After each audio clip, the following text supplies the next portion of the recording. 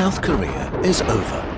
This sounds brutal, but South Korea will soon start melting on all fronts. 그렇지는 않습니다. 한국은요, 설명되지 않은 굉장히 다양하고 깊은 이 무형의 에너지와 장점들이 많아요. 한국은요, 지나가는 아저씨도 AI를 통해 가지고 해서 지브리로 만드는 나라예요. 랭아! 영순이 여러분 안녕하세요. 랭킹스쿤입니다. 최근 한국은 끝났다 라는 제목으로 일주일 만에 조회수 800만 이상을 기록. 유튜브를 뜨겁게 달군 영상이 화제였죠. 2390만 구독자를 가진 독일의 유명 유튜버는 한국이 인구, 경제, 사회적으로 무너질 것이라며 2060년이 되면 한국이 더 이상 존재하지 않을 것이라고 이야기했는데요. 그 이유는 급격한 출산율 하락과 인구 고령화 때문이라고 하는데, 우리나라가 전 세계에서 출산율이 가장 낮다는 이야기는 한 번쯤은 들어보셨을 것 같습니다. 근데 그렇다고 말 그대로 정말 한국이 끝장날 정도일까요? 오늘 랭킹스쿨에서는 전문가분을 모시고 한국은 끝났다, 이 영상이 정말 팩트인지 혹은 약간 과장된 것인지, 그리고 만약에 팩트라면 한국은 도대체 언제 어떻게 무너질 것인지 자세하게 이야기해보는 시간 갖도록 하겠습니다. 교수님 안녕하세요. 안녕하세요. 안녕하세요. 네, 자기소개 한번 부탁드립니다. 예, 한양대학교에서 공부하고 있습니다. 전영수라고 합니다. 잘 부탁드립니다.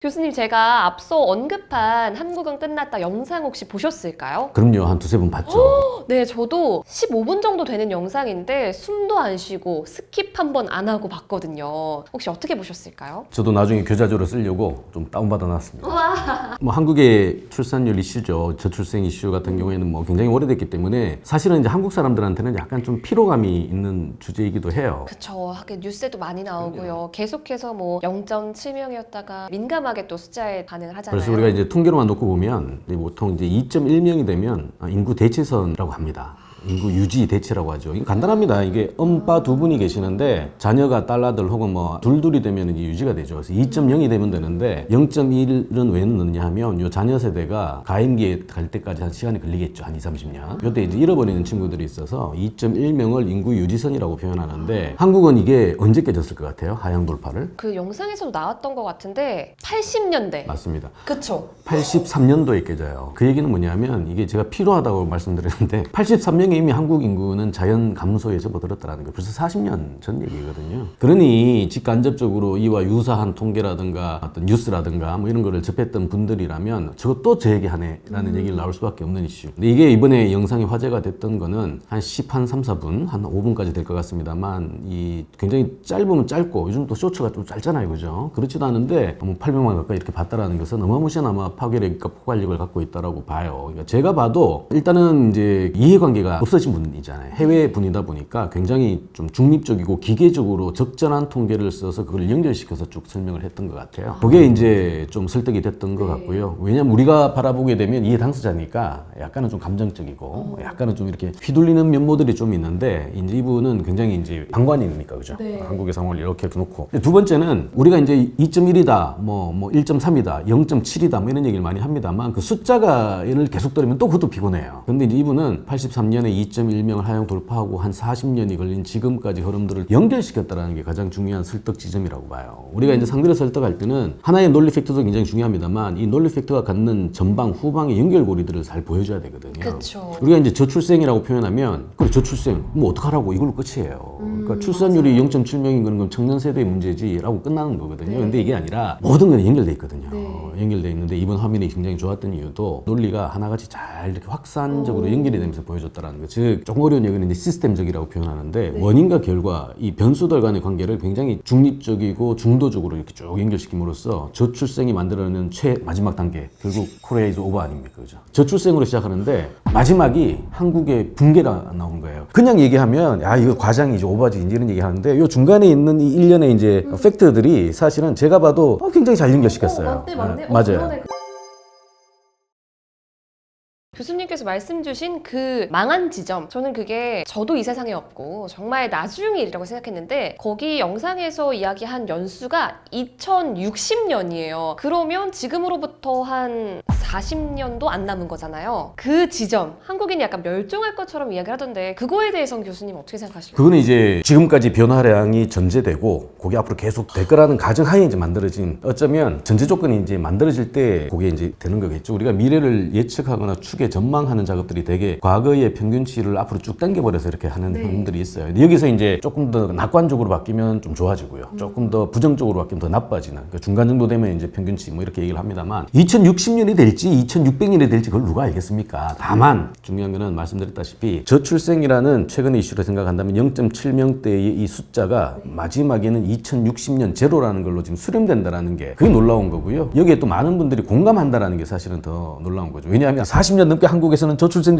얘기를 했는데 뭐 윗단에 계신 분들도 마찬가지고 당사자인 청년도 마찬가지고, 그래 저출생이 나랑 무슨 그러니까 와닿지가 않았던 것 같아요. 이게 문제가 발굴이 되고 그 문제가 심각하다면 이걸 빨리 이제 바꿔야 될 거 아닙니까? 그러니까 수정을 하든 개혁을 하든 뭔가 이걸 해야 되는데, 근데 대부분의 사람이 이런 거예요. 숫자 또 나왔네? 0.7이래. 야, 또 0.6이래. 뭐 어떡하라고? 끝. 그 얘기는 뭐냐면 관심이라든가 이게 사회를 지속 가능하게 만들기 위한 수많은 이 물밑 아래에서의 개혁이나 작업들, 수정들이 있어야 되는데, 이러려면 사실은 이걸 결정하는 우리 거버넌스를 쥐고 있는 분들이 적극적으로 움직일 수 있는 동기, 소위 이제 국민의 표가 무슨 것처럼 자꾸 보여주면서 이렇게 안 해주면 힘들어 이걸 얘기를 해줘야 되는데, 대부분의 이 뉴스는 0.7 발표 끝 이러다 보니까 심각한 건 알아요. 아는데 이게 그 다음 단계에 가는 거가 사실은 강제하기도 쉽지 않을 뿐더러 그렇게 이제 설득을 시키기가 굉장히 지리한 과정이 되죠. 그런 과제는 다 마찬가지잖아요. 하기 싫은 숙제는 계속 미루잖아. 그죠? 그러면 제가 여기서 궁금한 게, 지금 현 상황이 지금 0.7명대에 돌입을 했는데 그 숫자는 어느 정도로 치명적인 숫자인가요? 아까 이제 0.7 하니까 이게 그냥 숫자잖아요. 통계거든.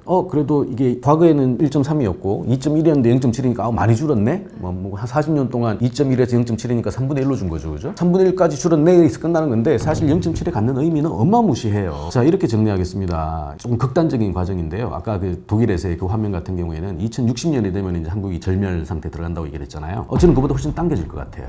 0.7이 갖는 의미가 그렇거든요. 자, 정리하겠습니다. 대한민국 사람이 100명 있어요. 근데 출산율이 0.7입니다. 그 밑에 출산한 숫자가 몇 명 나올까요? 70으로 판단하시는 분들이 많아요. 근데 이것도 사실은 함정입니다. 왜냐하면 출생은 남성분은 못해요. 거기서 반을 또 빼야 되는 그렇죠. 거네요? 모수는 여성입니다. 특히나 출산율의 지표는요, 모수가 15세부터 49세의 가임기 여성분에 나온 자녀 숫자예요. 안타깝게도 기본적으로 모수가 100명일 때 그래서 0.7이라는 얘기는 결국 남자 절반은 뺀다면 50이 되는 거죠. 그럼 나온다는 숫자가 35명이 나와요. 100명이 있는 사회에서 출산율이 0.7 한 번만 적용되면 그 다음 세대의 숫자는 35명이 되는 거예요. 그러니까 절반이 안 되는 거죠. 정확하죠. 한 명이 나와야 절반이니까. 그렇죠. 그럼 35면 거기서도 반을 나누고 그렇죠. 거기서 또 0.7 이렇게. 근데 더 재미난 거는 최근에 이제 2024년 출산율 통계가 아직까지 확정치가 안 나왔습니다만 잠정치로는 얼추 나왔거든요. 그게 이제 0.75 정도 보고 있어요. 왜냐하면 23년도는 0.72였거든요. 그럼 1년 동안 0.03이 늘어난 거예요. 그건 이제 반대로 얘기하면 지난 40년 동안 어떤 짓을 해도 사실은 늘지 않은 출산율이 최근 1년 동안에 뭐가 있었는지 모르겠습니다만 그래도 드물게 0.03을 만들어낸 거죠. 그래서 사실은 뭐 최근에 이제 정치적인 이슈가 아니었다면 아마 굉장히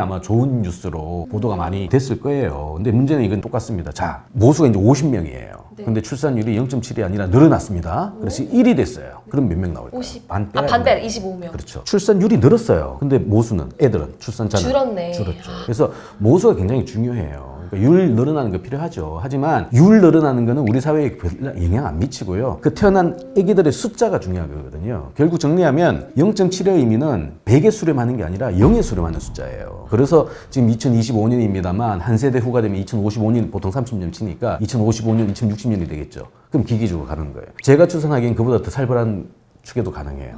왜일까요? 한국에서 출산을 더 합시다라는 정책은요, 2004년도에 시작을 해요. 2004년도에 저출산 고령사회 기본대책법이 만들어지면서 2005년도부터 막 납시다 하거든요. 근데 그때 출산율이 1.3이었어요. 이때도 사실 심각하다라고 인지를 하고 나서 보통 법도 학계에서는 만들어졌죠. 1.3을 인구 위기선이라고 표현하거든요. 그래서 주요 선진국 중에서 1.3명 이하가 별로 없어요. 자, 그런 상황에서 이제 더 나옵시다라고 한 거죠. 이제 20년이 흘렀어요. 근데 1.3이 0.7이 된 거죠. 거의 반토막인 거잖아요. 맞아요. 근데 그동안 뭐 아무것도 아니냐? 아유, 우리 일각의 얘기처럼 20년 동안 국가 예산 380조를 썼는데 뭐 이런 얘기도 나오거든요. 저는 물론 그 통계 믿지 않습니다만 어쨌든 중요한 거는 정책의 흐름이 바뀌었어요. 그 이전까지만 해도 산하 제한 혹은 남녀 평등 뭐 이런 걸 하다가 2004년 5년부터 갑자기 이제 철산 장려로 이제 전체적인 국가의 흐름이 바뀌었다는 얘기죠. 네. 그리고 20년이 흘렀으면 어쨌든 정말 많은 노력을 한 거예요. 근데 현실 상황에서는 1.3이 오히려 0.7이 된 거예요. 쉽지 않죠. 자, 그러면 20년 동안 1.3이 0.7이 됐다, 그죠? 과거 20년이 이 1.3을 0.7을 만들었다는 얘기는 매년 0.05 정도 줄었다는 거예요. 20년 나누면 되니까. 자, 그럼 과거 20년의 평균치만큼만 앞으로 줄어든다고 가정할게요. 원래 추기는 그렇게 하거든요. 우리에게 남은 거는 0.7 정도 남아있어요. 근데 0.05씩, 과거 20년의 평균이 0.05씩 줄었으니까, 그러면 0.7이 제로가 되는 건 몇 년 후가 될까요? 할 것도 없어요. 14년 후예요. 2060년은 또 멀어요. 물론 뭐, 출산화가 제로 되는 게 아니라 사회 전체적으로 이제 돌아가는 바톤의 연결 구조까지 감안한다면 60년까지 필요할지 모르겠습니다만 적어도 출생과 관련된 이슈만 한정한다면 한 14, 15년 후, 뭐 넉넉하게 봐도 한 20년 후가 되면 밑에 출생아 수는 정말 희귀한 자원이 될 확률이 높다는 거죠. 이게 굉장히 날선 추정인데 제가 전제 깔았잖아요. 과거 20년의 평균치라니까요. 어디서 갖고 온 게 아니지 않습니까? 그 정도로 심각한 거예요. 지금 밑에 애들은 그렇게 가족을 결성하는 거에 대해서 사실상 뭐 파업 수준이 아니라 포기와 절멸 수준에 있는 것인데 아까 어디 있다시피 숫자가 보여주는 그 한가함 때문에 바꿔야 되는데 이걸 못 바꾸거나 혹은 자꾸 연기했던 미뤘던 관성들이 있었고 이게 이제 이번에 계기가 돼서 어쨌든 시각적으로 한 13, 4분 코리아 is over라는 게 나오니까 많은 분들이 이제 체감이 되는 거죠. 이 출생이 여기서 시작하지만 결국 조금만 가면 나랑 연결되는 거구나. 이 감각들. 이게 좀 생겼던 것 같아요. 그래서 모쪼록 이번 영상을 통해 가지고 한국 사회에 지금 이렇게 조금 뭐 연기를 하려고 했던 동기들, 미루려고 했던 이런 것들이 주요한 키워드로 부각이 되면서 좀 담론도 만들어지고 새로운 어떤 컨센서스를 사회의 전환을 위한 컨센서스가 되는 기회가 됐으면 좋겠다는 생각도 하죠. 제가 사실 여쭤보고 싶었던 질문 중에 하나가 이 영상에서 이 부분은 조금 과대 해석했다라는 부분이 있을까요? 라는 질문을 드리고 싶었거든요. 근데 교수님 말씀을 보니까 과대 해석은 전혀 없었던 것 같고 오히려 좀 좋게 설명한 느낌인 것 같다라는 생각이 들어서 제가 하나만 더 보태면요. 소위 이제 출생이라는 게 거기서 끝나지 않는다 그랬잖아요. 연결이 되기 때문에 결국에는 이 저출생의 이슈가 나의 삶에도 영향을 미친다라고 만약에 확인이 되면 사람들은 가만히 안 있거든요. 그럼요. 근데 요 과정을 그 화면에 굉장히 잘 보여줬어요.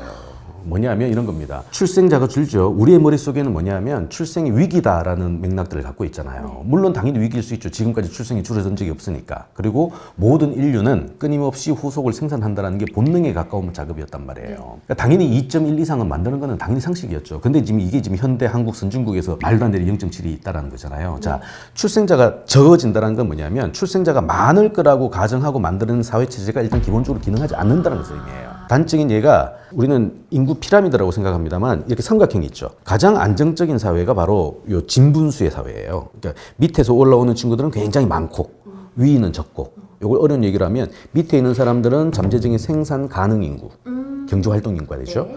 근데 요 위에 이제 특정 연령을 넘어서 한국 같은 경우는 65세가 됩니다만 요 넘어가면 생산 가능 인구가 아니라 바로 피부양 인구로 넘어가요. 사회는 개인도 마찬가지입니다만 우리 MC님도 마찬가지예요. 지금 열심히 돈 버는 이유가 뭐예요? 미래 노후에 적자 구간이 있을 거라고 생각하기 때문에 그 적자 구간의 리스크를 저감시키기 위해서 지금 현역 구간일 때, 흑자 구간일 때 그걸 늘려놓아야 될 거 아니에요. 그리고 만약 가족까지 두게 되면 가족, 자녀 태어나면 20살 밑까지는 이것도 적자 구간이거든요. 이 적자 구간을 부모의 흑자 구간에서 메워줘야 된단 말이에요. 이렇게 생각하다 보니까 미래의 편익을 위해서 현재의 고통을 감내하는 이 의사결정 구조를 너무나 상식적으로 택하고 있고요. 이게 보통 정상적인 사회가 이래요. 근데 이게 거꾸로 돼버리면 어떤 문제가 발생하냐면 밑에 애들이 적어요. 적은데도 불구하고 가져갈 게 없다라고 생각하는 순간 미래와 관련되어 있는 개념들이 없어지거든요.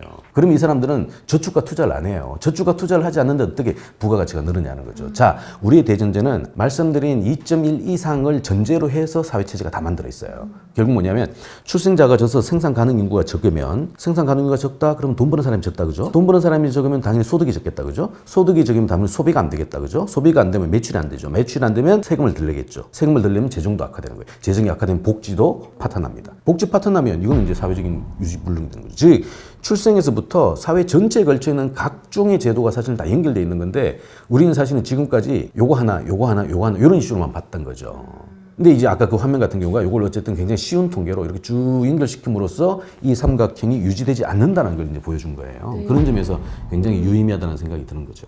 그러면 영상에서 2060년에 그 대한민국 인구가 3,600만. 제가 지금 알기로는 5천만 정도 되는 걸로 알고 있는데 여기서도 좀 많이 준 숫자잖아요. 3,600만 명으로 줄어들 것이라고 예측을 했을 때 이때는 어떤 문제점들이 생기는 걸까요? 약 30% 정도가 감소한 수치거든요. 지금이 이제 전제가 된다면, 이제 지금대로라면, 물론 뭐 중간에 많은 막 개혁이 이루어지고 뭐 이러면 당연히 달라지겠습니다만, 지금 정도 수준이라면을 전제로 깔고 들어간다면 유지불능이에요. 왜일까요? 사회는 지금 현재 5,200만이 가장 살기 좋은 방식으로 지금 설정이 돼 있단 말이에요, 구조가. 대표적인 게 뭐냐면, 아까 생산 가능인 거 열심히 돈 버니까 이 사람들이 세금을 내야 한다 그랬잖아요. 대표적인 게 연금도 마찬가지거든요. 세금을 낸단 말이에요. 이 세금을 가지고 소위 이제 부의 재분배 기능을 포함해가지고 국가의 재원으로 쓰는 거고요. 기업들도 마찬가지죠. 그렇게 생산 가능 인구가 많아져야 시장이 커지니까 선투자를 통해가지고 새로운 공장 늘리고 하는 이런 식의 확장형 구조를 만들어내고, 또 한참 지나고 나면 이제 65세가 되면 이제 그만둬야 되죠. 그만두는 분들이 숫자가 적잖아요. 이 구조니까. 적으니까 이 어마무시한 사람들이 우리 뭐 전문용어로 N빵을 쳐도 위에 있는 사람 한두 사람 먹여 살리는 건 큰 부담 안 되거든요. 이게 한국의 복지제도의 핵심이에요. 그 복지의 근간이 되는 게 바로 복지가 받아야 쓸 거 아니에요. 받는 구조가 조세거든요. 조세, 즉 밑에 애들에게 다 받아서 위에 주는 이 조세 제도도 바로 이 구조로 세팅되어 있다는 거죠. 정리하면 5,200만이 끊임없이 존재하고 심지어 더 늘어날 거라는 전제하에 만들어진 조세, 복지, 산업, 성장, 정책, 교육 다 마찬가지입니다. 이 정책들이 지금 이게 갑자기 3,600만 몇 명이 될지 모르겠습니다만 줄어들었다고 쳐요. 이게 유지가 될까요? 일단 이 구조 자체도 바뀌게 되는 거겠네요. 피라미드 구조에서 이제 어떻게 보면 역피라미드 구조로. 그래서 지금은 이런 구조에서 이런 구조로 완벽하게 재편이 끝났어요. 안타깝게도. 중간에 바뀌는 과정이라도 좀 있었으면 좋겠는데 요 바뀌는 과정이 한국은 한 30년 전이에요. 그러니까 그때 사실은 제대로, 혹은 뭐 표현이 좀 그렇습니다. 굉장히 어려운 정책이에요. 사실은 제가 이런 얘기 하지만 막상 저보고 하라 그래도 그렇게 많은 이 청년들에게 적재적소에 맞게끔 이렇게 할 수 있는 정책은 쉽지 않거든요. 예, 영상에서 보니까 2060년에 한국 평균 연령이 65세라고 나와 있더라고요. 근데 현재의 평균 연령도 궁금하긴 해요. 아마 30% 정도면 한 40대 정도로 추측되지 않을까 싶은데 평균 연령이 65세인 나라가 있나요, 지금? 일단 존재하지 않고요. 우리가 이제 그거를 중위 연령이라고 표현하는데, 우리가 중위 연령을 인구 통계에서 이제 눈여겨보는 이유는 뭐냐면, 어쨌든 딱 중간에 있는 사람의 나이거든요. 그걸 점쳐가지고 이 사회가 젊다, 늙었다 이런 판단을 해요. 보통 개도국들 있죠. 성장률이 굉장히 높은, GDP가 높은 국가 같은 경우에는 20대, 30대, 지금도 30대 초가 많아요. 근데 한국은 이제 그런 점에서 놓고 보면 완벽하게 개도국 끝난 거예요. 실제 우리 선진국에 진입했으니까. 한국은 지금 45세 정도 나오거든요. 한국은 다이내믹 코리아가 아니에요. 그건 끝났어요. 이미 끝나고 지금 뭐 거의 그레이 코리아 정도 해도 돼요. 어떡해요. 40 중반이니까 중년이죠. 근데 문제는 이 44가 중이라는 거는 끊임없이 처음에 있는 친구들이 더 태어나주면 그나마 버틸 수가 있는데, 이게 숫자가 적고 이쪽에 계신 분들 계속해서 많아지면 어떻게 될까요? 이게 빠른 속도로 이쪽으로 이전되거든요. 그러면 한 10년, 20년 후가 되면 한국은 뭐 그레이가 아니라 반백의 국가가 되는 거죠. 이거는 늙은 국가가 되는 거예요. 그러면 지금 가장 평균 연령이 높은 나라 어디일까요? 갑자기 궁금해요. 독일하고 이태리 혹은 일본 정도가 굉장히 높습니다. 이거는 이제 우리가 전체 인구에서 65세 이상 인구가 몇 프로를 차지하느냐를 가지고 보통 고령화가 진행된다 그래서 고령화 사회, 요건 7%고요. 고령화가 끝나면 화가 빼야 되겠죠. 고령 사회, 요거 14%. 요거에서 6% 더 돼서 20%가 되면 초고령 사회라고 해요. 한국이 2024년이니까 작년이죠. 작년 12월부로 20%를 넘었어요. 한국은 UN 기준으로도 이미 초고령 사회예요. 고령도 아니고 초고령 사회입니다. 근데 원래 이 초고령 20%가 되는 게 조금 먼 훗날이신 줄 알았어요. 왜냐하면 전체 인구에서 65세 이상 비율이라 그랬잖아요. 그 전체 인구, 모수 분모거든요. 분모가 그래도 계속 우리가 추정한 것만치 나와줘야 이게 예를 들어 뭐 2029년도에 20%가 될까 이런 얘기가 나오는데, 지금 저 우주의 먼지로 있는 태어나지 않은 친구들은 더 빠른 속도로 줄고 있거든. 안 나오거든요. 그러니까 분자는 그대로 있는데 65세 이상 인구는 그대로 있는데 혹은 조금 늘고 있는데, 이게 더 빠른 속도로 주니까 20%에 도달 속도는 훨씬 더 빨라질 수밖에 없는 거예요. 우리 추계 범위 다 깼어요 이미. 적어도 한국에서 인구학적 통계는요, 추계나 예측이 무의미한 상황까지도 왔어요. 왜? 그 출발이 아까 얘기한 아직 태어나지 않은 친구들의 어마무시한 폭감 때문에. 이거는 사실 알 수가 없어요. 더 낮아질 수도 있습니다. 왜 예를 들어 지금 막 임신을 하거나 혹은 내년에 이제 낳을 거라고 기대했던 친구들이 그건 우리가 카운터가 안 되잖아요. 근데 이 사람들이 갑자기 상황이 더 나빠져가지고 만약에 더 안 나와버리면 우리 축에는 더 당겨주는 거예요. 결국 우리는 20%를 좀 넘겼습니다만 그래도 다행스러운 거는 선행 국가가 좀 있거든요. 아까 그 영상을 만들어낸 독일 같은 것도 얘기가 되고요. 이태리도 좀 넓었어요. 우리는 이제 그보다 그건 좀 먼 나라니까 가까운 나라가 하나 있죠. 일본이 그래요. 일본 같은 경우에는 75세 이상이 20%를 넘겼어요. 얘네는 이제 유행 기준으로 65세만 따지면 지금 30% 가까이 됩니다. 이게 결국 뭐냐면 도쿄 시내 가가지고 10명 중에 3명은 연금을 수급하는 사람이라는 얘기예요. 7명 중에 한 2는 또 빼야죠. 이제 22 하니까. 그죠? 한 5명이 열심히 보험료 내고 3명이 그 보험료를 받아가는. 이건 이제 부양 비율이라고 표현하는데 이게 유지가 되겠냐고요. 안 되죠. 일단 지금까지 말씀 주신 걸로만 요약을 해보면 중위 연령은 일단 한국은 45세 정도 되고요. 65세 이상 인구 이 비율이 아주 높아서 20%를 초과했고 초고령 사회로 도입을 했는데 이제 여기서 중요한 거 파생되는 한국의 문제들이 어떤 게 있을까요? 자, 그러니까 중위 연령부터 시작해 볼게요. 중위 연령 즉 한국에서 이제 가장 중심 미들층을 이제 유지하고 있는 계층이 45세다라는 얘기는 뭐냐면 이분들이 이제 시간이 지날수록 위로 올라가겠죠. 밑에서는 출생 때문에 안 나오죠. 그러면 올라가는 속도가 규모가 훨씬 더 커지겠죠. 결국 이분들이 우리 기계적으로 따졌을 때 지금 기준으로 따지면 우리 정년이라는 얘기 들어보셨죠? 은퇴하는 연령. 보통 지금 이제 한국은 60세 정도 얘기를 합니다. 그나마 좀 늘어서 58세에서 60세로 늘렸고요. 최근에 이제 정년 연장 이슈가 또 나왔죠. 그래서 65세까지 얘기가 나옵니다만 적어도 한 15년 후가 되면 그 사람들이 전부 다 60세에 진입을 완료한다는 거예요. 와, 그러네요. 40. 근데 문제는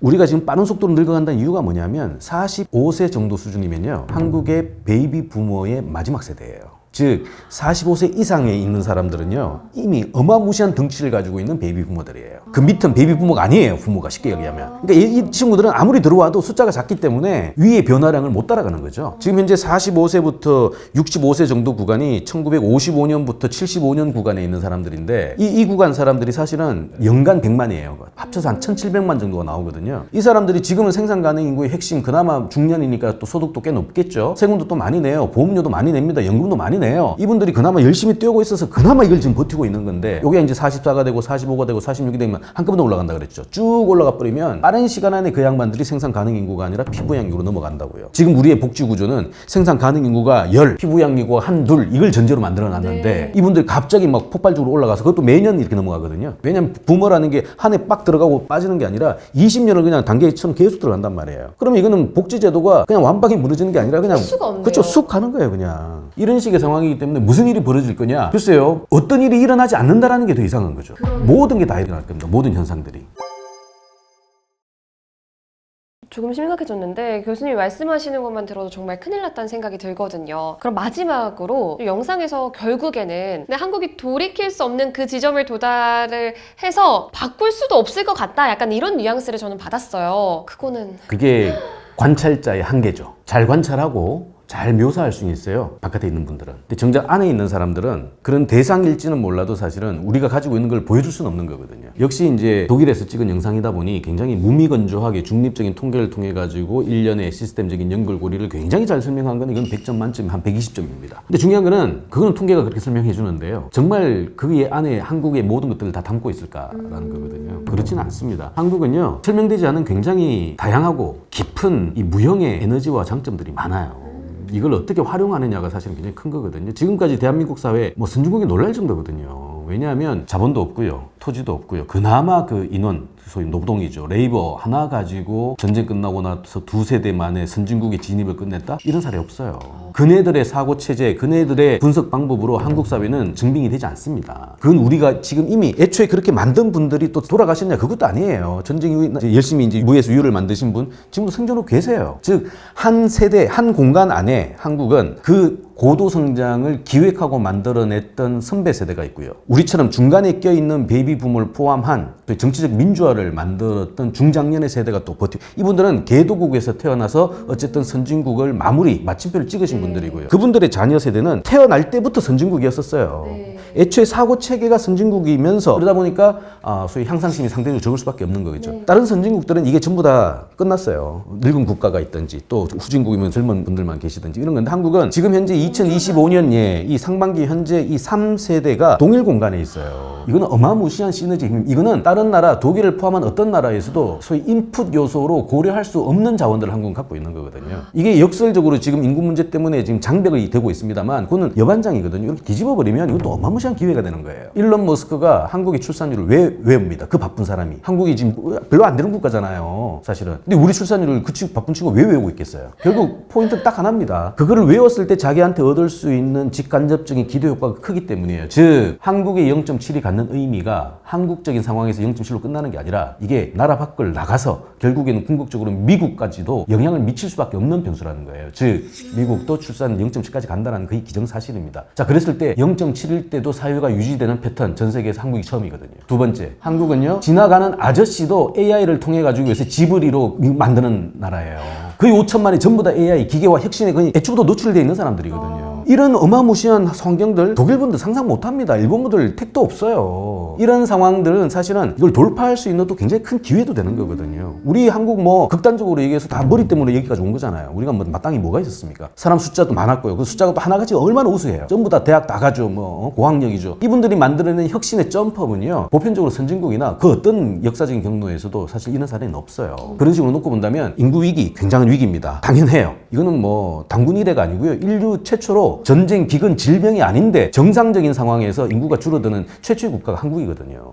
그만큼 사실은 역동성이 있는 국가라는 거예요. 반대로 뒤집으면. 그럼 이거를 점프업 할 수 있는 가능성도 충분히 있다는 거죠. 조금 더 논리를 확장하면 이런 거예요. 아니 뭐 인풋이 있어야 아웃풋이 나옵니까? 자본주의는 원래 그래요. 그죠? 자본주의는 인풋이 있어야 돼. 그 인풋도 가성비가 좋은 인풋을 골라내야 돼요. C레벨에 있는 경영자들이 가장 좋은 자질은 경쟁사보다 낮은 원가로 들어와서 높은 부가가치를 내는 거거든요. 결국 노동도 마찬가지거든요. 굉장한 우수한 애를 뽑아가지고 월급을 가장 적게 주는 구조예요. 그럼 가장 남는 구조죠. 자본주의가 다 그런 식으로 세팅이 돼 있다 보니까 우리의 모든 논점은 들어가는 인풋 요소를 찾아내는 데만 다 생각이 있는 거예요. 대표적인 투입 요소 사람이잖아요. 사람이 줄었어요. 어떡할 건데요? 이게 인구 위기의 핵심이거든요. 근데 반대로 생각해 보세요. 자본주의가 반드시 뭘 넣어야 됩니까? 이게 제가 말씀드린 질서와 관념과 상식의 전환을 얘기하는 거거든요. 지금 대한민국 사회 그런 혁신의 전축이지 않습니까, 사실은. 이렇게 생각한다면 아마 이런 것도 가능할 거예요. 저는 뭐 그걸 지향을 하는데 인풋이 없어요. 근데 부가가치가 만들어져요. 안 될까요? 저는 된다고 봐요. 그게 이제 2025년 현재 대한민국이 가지고 있는 가야 될 길이고요. 그걸 위한 제도 조정과 구조를 재검토하는 방식들이 지금 빨리 좀 와줘야 된다. 그나마 지금 출산율이 0.7이라도 있을 때 지켜야 된다는 거죠. 0.7을 1로 바꾸는 건요 어려워요. 힘들어요. 근데 0.7을 그래도 0.6, 0.5까지 시간을 번다고 하죠. 요걸 할 수 있는 거는 또 할 수 있거든요. 요거 정도는 해줘야 사실은 이 혁신의 지점이 있을 때 점프를 할 수가 있어요. 제가 뭐 없는데 만들어진다고 했지만 줄어들었는데 만들어지는 게 사실은 정확한 표현이죠. 줄어들어도 더 많은 걸 만들어내는 거. 이게 대표적인 게 사람을 노동으로만 바라보지 않고 사람을 이제 인적 자원으로 바라보면 이 문제는 간단하게 해결할 수 있어요. 즉 양적으로 인구 100만의 베이비 부모가 만들어내는 베개 성장이 아니라 23만 명이 둘 셋씩만 만들어도 100만의 그 효과는 만들어져요. 결국 인당 생산성의 이슈거든요. 근데 인당 생산성은 대한민국이 어떤 나라보다 파워풀한 과거의 경험과 함께 앞으로 갈 수도 있는 거거든요. 왜 자꾸 그런 거를 과소평가하고 말이죠. 아까 우리 독일에서의 그 화면도 사실은 그런 이슈를 잘 몰라요. 모르니까 결과적으로 이제 출생이 만들어낸 사회 구조의 이제 가장 안 좋은 디스토피아라고 할까요? 뭐 이것만 이제 나열을 했는데 이걸 정확하게 반대로 뒤집으면 한국형의 유토피아로 또 그대로 연결할 수도 있어요. 그 유토피아를 지금 일론 머스크가 사실은 관찰하고 있는 거거든요. 근데 제가 또 보니까 이제 외국에서 이번 영상은 독일에서 또 제작을 한 건데요. 외국에서 한국을 주목한 게 이 유튜버뿐만이 아니라고 해요. 보니까 영국에서 한 유명 매체에 불과 한 달 전쯤인가? 한국의 그 도시 부산을 주목을 했었어요. 이 매체에서는 멸종 위기, 한국 제2의 도시 부산, 인구 재앙을 우려한다 라는 제목으로 또 부산의 인구 위기를 심각하게 다룬 바가 있는데 인구가 감소하면 보통 이런 지방이나 좀 작은 도시, 시골 마을들을 생각을 했거든요. 그런데 갑자기 부산이라고 하니까 사실 서울 다음 부산 아닌가요? 고야말 비비실 거고요. 저한테 사실 연락 와가지고 같이 좀 이렇게 하자고 했던 이슈였는데 뭐 학교를 바빠서 못했습니다만 기본적으로 이게 이제 부산을 봤던 이유는 뭐냐면 우리가 지금 모든 결과는 평균치거든요. 평균치라 하면 문제를 가속화시키는 한 지점이 있고 굉장히 좋은 지점 하나가 있죠. 합쳐가 평균치니까. 네네. 그죠. 결국 올해 출산율로 얘기한다면 0.75라는 얘기는 어디선가는 그래도 평균을 높여주는 데가 있겠죠. 또 어디선가는 갉아먹어요. 대표적인 게 서울 같은 경우에는 0.6이 안 되거든요. 0.58 뭐 이 정도 나옵니다. 여기서 서울이 다 갉아먹어요. 근데 평균이 0.7이라는 얘기는 지방지역에 올려주고 있는 거예요. 결국 뭐냐면 그 독일의 그 영상이 그렸던 전체적인 이미지는 평균치의 이미지고요. 이 평균치보다 이제 더 살벌하게 보려면 나쁜 지역을 가면 되겠죠. 그 대표적인 지역이 이제 부산 같은 동네예요.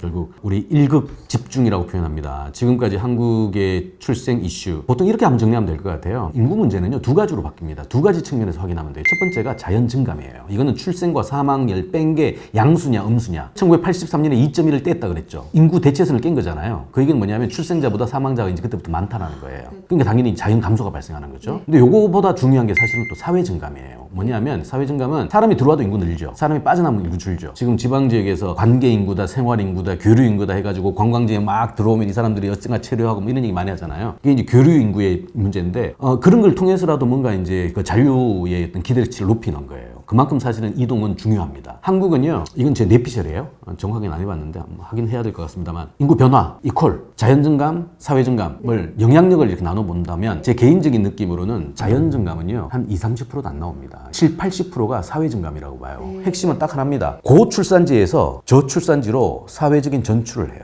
이게 핵심이에요. 왜냐하면 고출산지가 어디 아까 얘기했죠? 서울이 0.5라 그랬고 지방지역은 다 그래도 1 가까이 간다 그랬거든요. 그 지방지역이 되게 고출산지예요.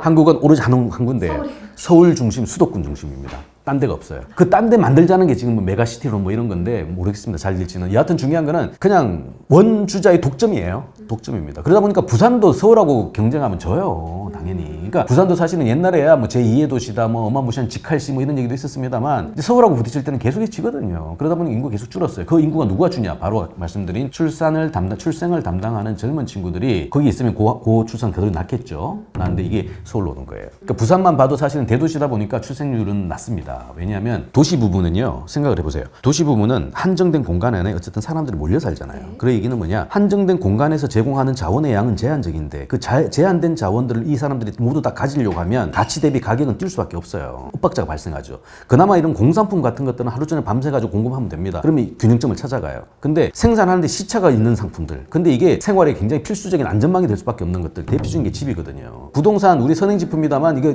지읍시다 땅 하고 나온 건 그래도 2년이에요. 아파트는 배하고 똑같거든요. 그게 경기 선행지수 아닙니까? 자, 중요한 거는 이런 것들을 쭉 할 때 기본적으로 뚝딱해서 만들어서 공급하면 되는데 그걸 안 되거든요. 그럼 그 사이에 어떤 일이 발생할까? 애들 또 계속 들어오거든. 그죠? 옛날에는 신도시라는 개념으로 그걸 품어냈어요. 근데 인구가 막 늘어날 때 서울은 인구가 줄고 있습니다. 이것도 이상하죠. 서울에 사람은 줄고 있는데 집값은 뛰고 있어요.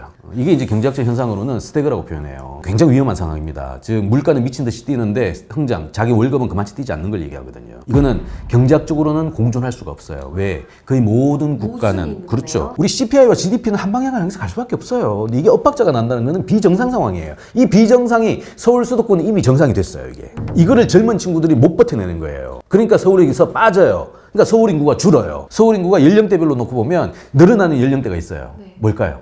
75세 이상인 거예요. 75세 이상은 유병 나이거든요. 유병 연령인데 지방에서 돈 좀 있고 유병 연령에 들어서면 어차피 복지 체제는 전국망 똑같거든요. 서울 강남 특히나 강남 3구에 지방 인구들이 들어와요. 거기서 늘립니다. 하지만 그 밑에 있는 전 세대, 현역 세대 애들 다 빠져요. 왜? 스택을 못 버티거든. 스택은 기성세대는 버틸 수가 있어요. 적어도 자가를 가지고 있는 사람들은. 근데 없는 사람들은 그런 거죠. 내 월급 5천만 원 올랐다고 뭐 좋아를 하는데 전세 1억만 올려줘 이런 얘기가 계속 2, 3년마다 반복되면 그걸 어떻게 사냐고요. 자, 그런 이슈입니다. 결국 부산도 이 이슈에 질 수밖에 없는 거예요. 그 부산 친구가 사실은 부산에 잔류하면 제가 기억한다면 부산도 출산율이 대도시 안에서도 좀 낮습니다. 그래도 한 0.68, 0.69 정도는 나오거든요. 서울은 0.5니까 그보다는 그래도 높은 거죠. 여하튼 중요한 거는 그나마 그 부산 청년이 계속 살면 0.67 뭐 이 정도 나을 친구들이 KTX를 타면 3시간 만에 서울 와가지고 0.5로 나오거든. 또 깎아먹죠. 가뜩이나 적게 낳을 친구들인데 또 적게 낳는 지역으로 와요. 이 두 개가 합쳐진 게 한국의 저출산의 원인인 거예요. 근데 설명 변수는 요게 2, 3할, 요게 7, 8할이라는 거예요. 근데 대부분의 선진국은요, 요 사회 이동이 그렇게 크지 않아요. 이동이 잘 없습니다. 어디 선진국 가시는데 이삿짐센터 보셨어요? 거의 없다고요. 근데 한국은 어마무시한 산업이거든요. 기본적으로 왜? 근데 이동하잖아요. 이동이 잘못된 거라는 거죠.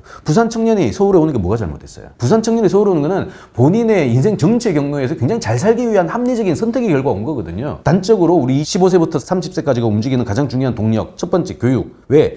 교육, 단순 노동이지만 여기 안에서 본인이 우수 인재임을 증빙해야 그 다음 단계죠. 취업, 이거에서 안정적인 길을 얻는 거예요. 교육과 취업이 다 어디 있어요? 서울에 있거든요. 그나마 부산은 좀 있어요. 있는데도 서울하고 경합하면 안 되니까. 그래도 서울로 또. 그렇죠. 아니 거제 이런 사람들 보기에 그나마 부산 가야 될 거 아닙니까? 근데 거제도 이제 부산하고 서울하고 같이 경합하면 서울로 와요. 그러니까 그래서 일극 집중이라고 표현하고 블랙홀이에요. 이런 문제가 발생되면 천하 없는 부산 직할지가 아니라 뭐 어마무시한 뭐가 있다 하더라도 이건 당연히 뺏길 수밖에 없어요. 그러니까 출산율이 더 빨리 줄게 되겠죠. 지금 BBC의 부산 사례는요, 사실 부산 얘기를 하고 싶었을까요? 아니요. 한국의 미래 얘기를 하고 싶었던 거예요. 왜? 이제 그렇게 갈 수밖에 없거든요. 부산만 놓고 본 게 아니라 한국의 이야기를 한 거라고 하니까 말문이 조금 막히는 것 같은데요. 조금 이어서 이제 이런 현상이 계속 발생을 하다 보면은 아무래도 연금 문제가 좀 심각한 문제로 대두가 되고 있는 것 같아요. 그래서 고령 인구는 많고 이래서 세금 낼 사람들은 적고 사실 제 나이면 사실상 내기만 하고 못 받는다. 이제 저는 못 돌려받는 세대다라는 이야기를 주변에서 친구들도 또 하더라고요. 이것도 역시 분수로 봅시다. 얘기 간단하거든요. 65세 이상 인구가 국민연금 수급 연령입니다. 물론 이게 지금 중간에 이제 제도의 개혁 중이에요. 69년생인가요? 68년생부터는 이제 65세부터 반드시 받아야 돼요. 그 이전 세대들은 1년 연기할 때마다 나이 두 개 년도씩 이렇게 바꿔주는 게 있어가지고 지금 과제 중이고 치고요. 어쨌든 대부분의 분들은 아마 68, 69년 이후 세대라고 보는 거기 때문에 그분들은 빼박 65세부터 받아야 됩니다. 지금 기준으로. 네. 자, 근데 제가 아까 한국이 65세 이상이 20% 넘었었다 그랬죠. 네. 이제 한 5개월째 됐나요? 네. 뭐 이런 거예요. 자, 정리하면 뭐냐면 20%가 받아가는데 80%가 내는 거죠. 그렇죠. 80은 아니죠. 왜냐면 20살 이때까지 빼야 아가들, 되니까. 네, 빼야 되니까. 요거 한 20 뺄게요, 그래도. 네. 빼도 그러면 60대 20이죠. 그러니까 6명 애들 거 모아가지고 2명 주면 되는 거예요, 극단적으로. 근데 이제 20이 지금 늘어났다고 난리신 거 아니에요. 그럼 옛날에는 이게 7이고 14고 이랬을 거 말이에요. 훨씬 더 적었죠. 밑에 애들 당연히 더 많았겠죠. 그러니까 당연히 유지될 수밖에 없어요, 이거는. 근데 이제 앞으로 어떻게 된다고 그랬습니까? 아까 55년부터 75년 그 20년 구간 1,700만이 지금 그 생산 가능 인구 막 이제 피부양 올라가려고 그 중간에 다 몰려 있거든요. 여기 1년 지나면 막 80만, 100만씩 막 넘어간다고요. 한국이 20%가 아니라 30% 가는 거는 그 전 세계 어느 나라보다 빨라요. 한 5, 6년 후가 되면 바로 갈 겁니다. 왜냐면 요 친구들 다 베이비부모라 그랬잖아요. 근데 그걸 내기 위해 지금 들어가는 친구들. 그러니까 작년도 보면 출생아가 한 23만 나오거든요. 올해 0세 이제 1세 애들이니까. 이 친구들 돈 받으려면 또 시간 줘야 되잖아요. 그죠? 보통 15세부터 봅니다만 15세 돈 못 버니까 한 25세까지 친다 하더라도 이 친구들이 나오는 숫자가 대개 보면 한 50만이 안 나와요. 40만 수준이거든. 결국 이것만 봐도 그냥 받을 사람은 두세 배 늘어났는데 낼 사람들은 두세 배로 줄어든 거예요. 이게 유지가 되겠냐라는. 저도 못 받을 것 같아요. 근데 조심해야 될 게 있어요. 이게 국민연금은 이거는요, 복지제도의 핵심이에요. 복지가 뭐냐 하면 많은 분들이 좀 능력 있으시거나 또 이런 분들 특히나 이게 내가 내 복지 챙기면 되는데 무슨 국가가 돈 내게 만들어가지고 이걸 하냐 뭐 이렇게 불편함을 느끼는 분들도 있는데 요거는 자기가 지금 돈 버니까 그런 거고요. 사람이 좀 미안합니다만 오늘까지 돈 벌고 내일 새벽에 돌아가시는 분들 잘 없거든요. 결국 뭐냐면 유병화가 시작이 돼요. 근데 유병화가 시작된다는 거는 의료비거든요. 의료 간병비는 사실상 끝이 없다라고 표현 많이 하잖아요. 굉장히 어려운 상황이거든요. 본인이 아무리 잘 설계했다 하더라도 알 수가 없잖아요. 이건 완전히 운의 영역이니까. 결국에는 만약에 최악의 상황은 다시 정부 문 앞에 가서 엎드릴 수밖에 없단 말이에요. 자, 그거를 국가가 알기 때문에 기본적으로 한참 빨리 한국은 1988년부터 사회보험 체제로서 이제 국민연금을 시작을 한 거거든요. 근데 당시는 인구가 어떻다 그래서 이거의 핵심이었거든요. 어마무시하게 좋았습니다. 근데 문제는 복지 제도를 처음 얘기할 때 국민연금 만든다고 막 얘기하면요, 많은 분들이 다 싫어해요. 왜냐하면 아까도 얘기했잖아요. 내가 돈 벌 땐 내가 챙기면 되지 뭐 굳이 뭐 너까지. 근데 이런 상황이 이제 벌어지기 시작하는 거죠. 복지라는 건 세 가지 파트가 있는데 첫 번째가 사회보험이에요. 우리 사회보험은 한국은 5개가 있습니다. 국민연금, 아프면 건강의료보험 있죠. 의료보험, 돈 못 벌면 실업되면 실업급여 받죠. 사고 나면은 저기 또 산재보험 있죠. 요즘은 또 이제 소고령화 이슈다. 불가피한 장기병과 관련돼 있는 것들은 별도의 보험으로 뺐어요. 이게 장기요양보험이라는 겁니다. 이 5가지를 다 있는 국가가 전 세계에서 7개밖에 없어요. 한국이 그 중에 하나예요. 어마무시한 복지 대국입니다. 자, 문제는 이를 때는 이제 이게 핵심이 뭐냐면 많은 분들이 두 번째는 헷갈려 하세요. 두 번째는 사회 서비스거든요. 사회 서비스는 우리가 생산 가능 인구 100명이 다 경제 활동을 못 하잖아요. 네. 왜냐하면 뭐 불가피하게 취약계층들이 존재할 수밖에 없기 때문에. 근데 그분들을 우리가 돌아가시게 할 수는 없잖아요. 우리 공동체 사회인데 그분들을 어쨌든 현역에 있는 흑자기 국간에 있는 분들이 도와줘야 된다. 이게 공동체의 기본 논리예요. 이거는 뭐 그 진짜 살벌한 사람들이 모여있던 미국도 사실은 그래요. 그건 당연히 세금으로 합니다. 앞에 있는 5가지 사회보험은 자기 부담이에요. 자기가 낸 거 자기가 받는 것 뿐이에요. 네. 대신 관리를 국가가 하는 것 뿐이거든. 그리고 한국인이라면 예외 없어라는 건지 그 정도가 했던 것 뿐이지 결국에는 자기가 낸 거 자기가 받는. 근데 핵심 뭐죠? 아까 못 받는다 그랬잖아요. 그럴 때 문제가 생기는 거예요. 두 번째 헷갈려 하거든. 사회 서비스처럼. 그럼 세금을 해주면 되잖아요. 이 얘기고요. 앞에 있는 거는 사회보험은 얘기했잖아요. 세금이 들어갈 계제가 없어요. 이거는 본인들 거 가지고 본인 거 받는 거기 때문에. 그래서 법상 아무리 얘기해도 이건 될 리가 없는 거예요. 근데 그렇게 하면 밑에를 더 안 내겠죠. 그래서 요번에 모수개혁하면서 바꿨잖아요. 확실하게 바꾸진 않았습니다만 그래도 몇 줄 더 넣었어요. 넣어가지고 고갈 사태가 되고 문제가 되면 정부가 책임지고 벌충하겠다는 얘기를 하거든요. 이게 이 국민연금 이슈하고 똑같이 가야 되지만 한국은 지금 미루고 있는 특수직 연금하고 똑같아요. 우리가 공무원연금, 상학연금, 군인연금, 우체국 별정예금이 특수직이 있거든요. 이 연금 같은 경우에는 하나하나 개별법에 의해서 만들어진 연금이다 보니까 이게 고갈이 되면은 정부가 세금으로 도와준다는 얘기가 다 분명 있어요. 이걸 사람들이 보니까 국민연금도 그럼 당연히 해줘야지 이렇게 되거든. 똑같은 건데. 그렇죠. 얘기잖아. 다른 거라고 기본적으로. 그래서 사실은 한국이 지금 국민연금 하나 이슈 가지고 막 얘기를 하는데요. 정확하게 가려면 요건 그 지금 한 거가 9에서 13% 올리고 저기 소득 대체율 40% 가는 거 아닙니까? 요거 하기 전에 요거하고 요거 합치는 작업을 해야 돼요.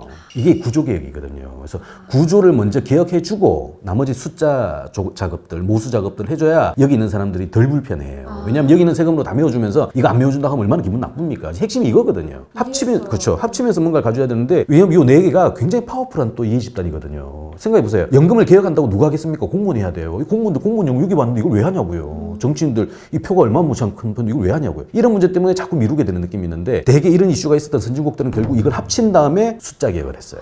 한국은 워낙 큰 작업이다 보니까 지금 그걸 잘 안 하게 됐는데 이제 한다고 하니까 기대해 봐야죠. 그렇게 이제 문제가 되다 보니까 당연히 국민연금 못 받는다라는 이제 그 착각이라고 할까요? 뭐 이런 식의 좀 논쟁이 생깁니다만 제 개인적인 느낌으로는 뭐 간단히 정리하면 받을 겁니다. 받을 거고요. 사회의 근간이에요. 근간이라서 국민연금 무용론까지 갈 필요 없고요. 그게 아니라 하더라도 사실은 우리가 이게 상대적 박탈이 좀 짜증날 뿐이지 절대적으로는요 국민연금만한 상품이 없어요. 그러니까 덜 내고 더 받아갔던 선배 세대하고 나를 비교하니까 내가 짜증이 나는 건데 나의 비포와 나의 애프터를 비교하면 그래도 더 플러스 알파가 있단 말이에요. 뭐 워렌 버핏이 굴려도 그보다는 아마 못할 거예요. 그런 구조를 기본적으로 국민연금은 갖고 있고요. 더구나 안전망이기 때문에 생각을 한다면 조금은 전향적으로 뭐 이렇게 얘기하면 갑자기 뭐 찬성론자 같은 느낌이 드는데 저는 그렇진 않습니다만 그런 식의 좀 팩트의 얘기를 좀 알고 진행하는 것도 좋겠다. 아까 독일의 영상에서 똑같습니다. 요거 하나 풀리면요. 요거 하나 자동 다 풀립니다. 그래서 요 자금만 사실 트리거만 잘 찾아주는 게 사실은 의사결정을 내려주는 우리